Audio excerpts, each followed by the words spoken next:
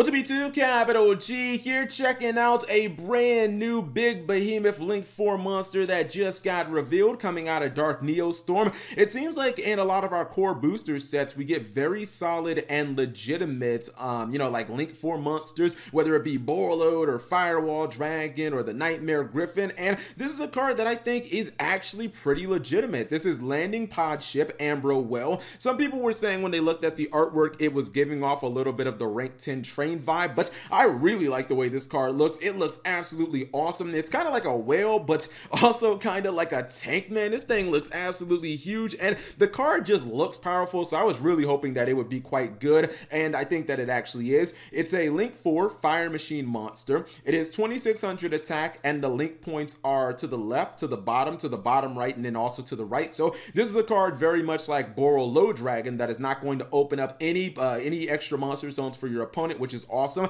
Now the materials are just 2+ effect monsters, and that might sound like it's really not that important, but there are many times when I'm playing a deck and I want to go into a Link 4, but Borreload and Borrel Sword, like they both require 3+ effect monsters, and sometimes you're working with a couple of Link 2s and it's just kind of awkward. So I kind of like that, man. It's never been difficult to go into Firewall Dragon, one of the reasons it's banned. So 2+ effect monsters is actually quite nice. Now the second and third effect of this guy are both hard once per turns, but you can use them both in the same turn, which is awesome. That says the first effect is this card gains 200 attack for each Link monster in both players' graveyards. That is really good.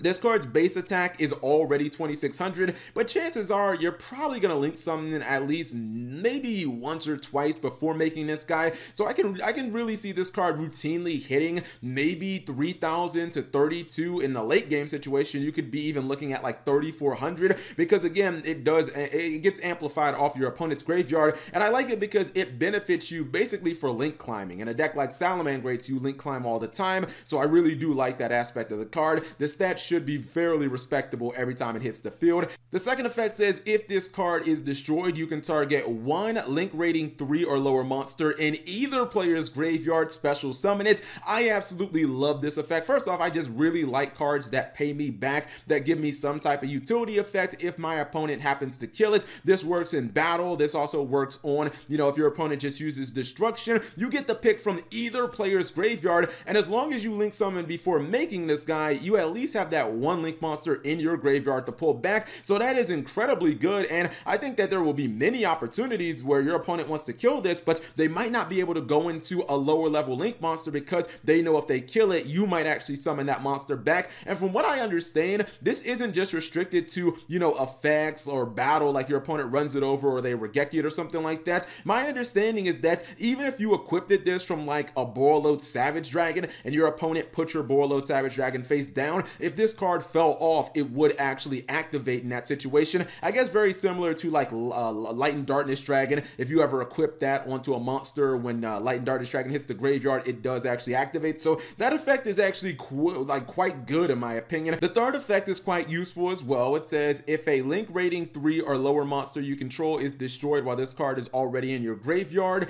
you can banish this card from your graveyard. That's the cost. Destroy one card on the field. So I really like this effect, especially in combination with the second effect. And really, when you look at the whole package of this card, not only is this guy basically a big giant beat stick when you summon it, but when he dies, he basically replaces himself with a Link monster from either player's graveyard. But then when that monster dies as well, you get to blow up a card on your opponent's side of the field. I get that this card might work a little differently than a lot of the other popular Link 4s of the past, Borreload, Borrel Sword Dragon, Topologic, Gumblar Dragon, or Firewall. Those are cards that all have like instant gratification, and maybe this isn't the card for you if you're trying to win the duel, the same turn that you drop this card. But I look at this card as just one where you can summon it. It can be that big beat stick that you need to get over one of your opponent's big monsters, and then it has a couple of like really nice fail safes built into it. Your opponent has to deal with the monster somehow. Chances are if they do deal with it, they're probably going to end up triggering that second effect, thus you get a monster to replace it. And then on top of that, if they happen to kill that monster, you're gonna pop a card on their side of the field as well. And it seems like